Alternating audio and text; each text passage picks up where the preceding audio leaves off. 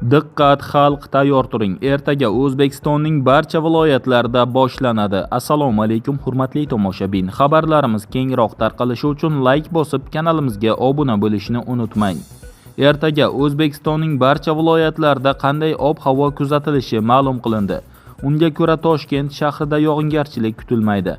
Harorat kechasi 23-25 daraja, kunduzi 35-37 daraja bo'ladi. Qoraqalpog'iston Respublikasi va Xorazm viloyatida yog'ingarchilik kutilmaydi.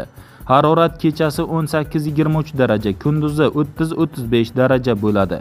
Buxoro va Navoiy viloyatlarida yog'ingarchilik kutilmaydi. Harorat kechasi 22-27 daraja, kunduzi 32-37 daraja bo'ladi. Toshkent, Sirdaryo, Jizzax va Samarqand viloyatlarida yog'ingarchilik kutilmaydi.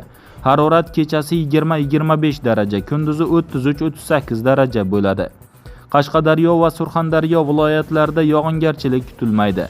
Harorat kechasi 21-26 daraja, kunduzi 34-39 daraja bo'ladi. Andijon, Namangan, Farg'ona viloyatlarida yog'ingarchilik kutilmaydi.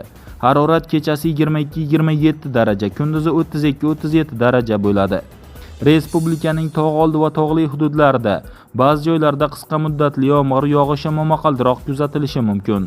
Harorat kechasi 15-20 daraja, kunduzi 23-28 daraja bo'ladi deyilgan xabarda.